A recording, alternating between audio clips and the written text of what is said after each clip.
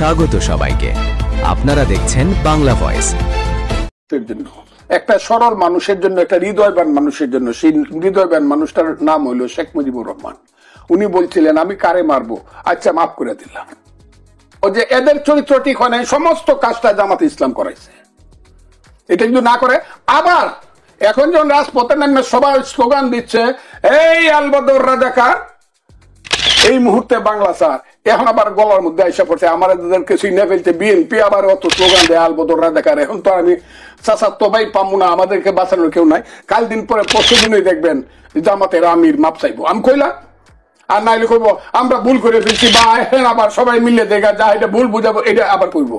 আবার সেই সাপ গর্তের ভিতর থেকে বাইরে যখনই সুযোগ পাইবে তখনই সুবল দেওয়ার চেষ্টা করবে, কারণ তারা তো বাংলাদেশ মানে না, বাংলাদেশের মুক্তিযুদ্ধ মানে না।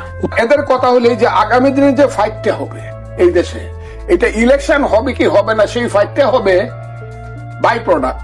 এটা যদি বিএনপি এখন না বুঝে তাহলে এই দেশের মানুষের কপালে খারাপ আছে। এক নম্বর হলো আইন শৃঙ্খলা পরিস্থিতির অবনতি। এই কথাটা বলছেন অবনতি তো হবে পরে, আসলে তো আইন শৃঙ্খলাই নাই এই দেশে। কারণ আপনি তো আগেই পুলিশের মায়ের চোখের পানিকে আপনি পদদলিত করছেন, যে পুলিশকে আপনি মাইরা গাছে বান্ধা রাখছেন, আগুন দিয়ে পোড়ায় দিচ্ছেন। মহিলা পুলিশের পেটের ভিতরে বাচ্চা আছে তাও আপনি তাকে মাইরে ফেলছেন। পুলিশের উপরে যে অত্যাচারটা হয়েছে, সেই অত্যাচারের পরে পুলিশ যদি দোষ করে থাকে তাদেরও বিচার হওয়া উচিত, যেমন হচ্ছে পুলিশের আইজি তো বিচারের সম্মুখীন হচ্ছে, ঠিক তেমনি অন্যায়ভাবে যদি কেউ পুলিশকে মেরে থাকে তাদেরও বিচার হওয়া উচিত। জামাত এবং এনসিপি দুইটা পার্টি ফুল ক্ষমতায় আছে, এবং জামাতের কাছ থেকে এখন কিন্তু ওই যে মোল্লা মুন্সিদের পার্টিগুলো সবাই ভাগ নিচ্ছে। এরাই এখন ক্ষমতায় এই দেশে, ইউনূস সাহেব এবং ধর্ম ব্যবসায়ী রাজনৈতিক দল আন্ডার দ্য লিডারশিপ অব জামাত। এটা দীর্ঘস্থায়ী করলে এরা মজা আছে, যে দুর্নামও হইল না কিন্তু ব্যাংকও তারা লুট করতে পারলো। এরা চাকরি বাকরি যেখানে আছে, এক একটা চাকরি সচিব বদল করতে, এক একটা এডিশনাল সচিব বদল করতে, একজন ডিসি বদল করতে, ইউনো লেভেল পর্যন্ত হস্তক্ষেপ করতে পারলো, এদের মতো করে দেশ চালাতে পারলো, টাকা পয়সা পকেটে আসতো, যেটা কোনোদিন এই দেশে ছিল না। এইসব ছেলে পেলেরা মিলে আর জামাত এই শিবির টিবির এরা মিলে টিল্লা এই কাজগুলো করতেছে। এরা ক্ষমতায় আছে, কাজে এরা ইলেকশনটা দিতে চায় না, যদি কারণ এরা জানে ইলেকশনটা দিলে এরা অস্তিত্বহীন হয়ে যাবে। কাজে ইলেকশনটাকে দীর্ঘায়িত করার জন্য চক্রান্ত করতেছে। এই চক্রান্তের পিছনে মূল কাজটা হলো তাদের মূল কাজ, মূল চিন্তা, মূল টার্গেট এখন না বুঝে তাহলে এই দেশের মানুষের কপালে খারাপ আছে। কারণ আমরা এখনই দেখতেছি 24-এর শহীদ যারা, তাদেরকে আমি অশ্রদ্ধা করি না, তাদেরকে 71-এর শহীদদের 10 গুণ উপরে স্থান দেওয়া হয়েছে। তাদের নামে বিভিন্ন ধরনের স্তম্ভ টম্ব কইরা টুইরা তাদেরকে বাড়ি ঘর দিয়া, এবং যারা এই যে সত্য মিথ্যা মিলায় বলে হাজারো হাজার আহত হয়েছে এবং নেতৃত্ব দিছে।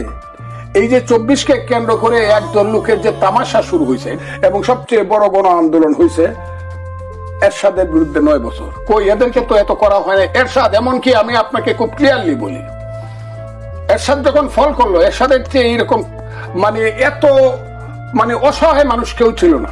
কিন্তু এরশাদের দল, এরশাদ শুধু নিজে একবার জেলে গেল, সেটা 7 বছর থাকুক, 5 বার 3 বছর থাকুক, কিন্তু জেলে গিয়েও কিন্তু 3বার সে ইলেকশন করতে পারলো, এবং প্রত্যেকবার এই 5টা সিট থেকে এরশাদ পাস করতে পারলো। কেউ কিন্তু বললো না এরশাদ স্বৈরাচার, কাজে সে ইলেকশন করতে পারবে না। এমনকি যে এরশাদের দল 9 বছর মানুষকে অত্যাচার করলো, যে অত্যাচারে আমি বলবো শত শত লোক নিহত হলো।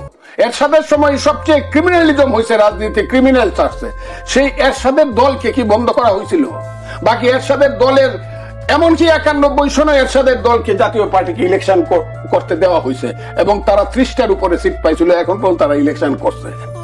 আমি কিন্তু চাইছিলাম না যে জামাতে ইসলাম ওই যে অমানুষ মানুষ সয়লা পিনলে জামায় জোড়া, সোনার জিঞ্জির মুখে দিলেই গাদা হয় না গোড়া। জামাত ইসলামের মনের মধ্যে হইল পাকিস্তান, জামাত ইসলামের আদর্শের মধ্যে হলো সাম্প্রদায়িকতা। সেইটা 1941 সনে তাদের মওদুদি সৃষ্টি হওয়ার পর থেকে এটা চলে আইছে। পাকিস্তানের আন্দোলন তারা করতে পারে না, বিরুদ্ধে ছিল। বাংলাদেশের আন্দোলনে তারা বিরুদ্ধে ছিল। বাংলাদেশের আন্দোলনে তারা শত শত বুদ্ধিজীবীকে হত্যা করছিল। আমার কথাটা একটু আপনি শুনবেন, এবং তাদের অপরাধের বিচারটা সঠিকভাবে হয় নাই একটা বোকা মানুষের জন্য, একটা সরল মানুষের জন্য, একটা হৃদয়বান মানুষের জন্য। সেই হৃদয়বান মানুষটার নাম হলো শেখ মুজিবুর রহমান। উনি বলছিলেন আমি কারে মারবো, আচ্ছা মাফ করে দিলাম। কথাটা খুব বোঝায়। এই সুযোগে তারা বাইচা সৌদি আরব থেকে দৌড়িয়া সব জায়গাতে গোলাম আজমের নেতৃত্বে বাংলাদেশের বিরুদ্ধে বলছে, যাও সেটা অন্য কথা। এইবার আমি মনে করছিলাম যে 5ই আগস্ট যখন বইতে গেছে আমি তখন বুঝি না, তো আমি তো ক্ষেতের আড় থেকে আইছি, কৃষকের ছেলে, আমি সাধারণ ঘরের কৃষকের ছিলাম, তো বেকল মানুষ ল্যাম্বাত্তি দিয়ে লেখাপড়া, কুপি বাত্তি দিয়ে লেখাপড়া করছে। আমি মনে করছিলাম জামাত বোধহয় এবার ঠিক হয়ে যাবে এবং সুন্দরভাবে তারা রাজনীতি করিয়া মানুষ ভোটের আশায় তারা সামনে আগাবে।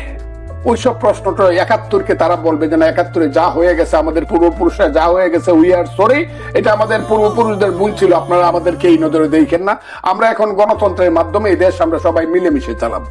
আমার এটা ধারণা ছিল। এবং সব জায়গাতে এমন একটা অবস্থা করছে, তাদের কাছে সমস্ত ব্যাংকগুলো আছে, তাদের কাছে সমস্ত অর্থনৈতিক প্রতিষ্ঠানগুলো আছে, তাদের কাছে সমস্ত হসপিটাল, প্রাইভেট হসপিটালগুলো আছে, এমনকি সরকারি হসপিটালের সমস্ত প্রশাসন এখন তাদের হাতে, ঢাকা বিশ্ববিদ্যালয় তাদের হাতে। এক রাজাকার হলো ঢাকা বিশ্ববিদ্যালয়ের ভাইস চ্যান্সেলর, ও রাজাকারের ছেলে, ও ঢাকা ইউনিভার্সিটিতে বানাইছে একটা মাদ্রাসা, কালকে রাত 3টা পর্যন্ত মেয়েদেরকে দিয়ে সে গিয়ে স্টেজে উঠছে আগে। জামাত এই কাজটা করছে। লালবাগের হত্যাকাণ্ডের পর একটা ছেলে হত্যা হয়েছে, জিয়াউর রহমান সাহেব মারা গেছে 43 বছর আগে। তার অপরাধ কি? তার নামে বিশ্বের স্লোগান দিয়ে তার পোস্টার পুরাইয়া তার গায়ে পা দিতে হবে কেন? তারেক রহমানের নামে যে বিশ্বের স্লোগান দিয়ে, তাইলে বোঝা গেল যে এদের চরিত্র ঠিক হয় না, সমস্ত কাজটা জামাত ইসলাম করাইছে। 5% ভোট পাইবেন না, 75% পাওয়ার। ভিডিওটি পুরো দেখার জন্য আপনাকে ধন্যবাদ। চ্যানেলটি সাবস্ক্রাইব ও লাইক, কমেন্টস, শেয়ার করে পাশে থাকুন।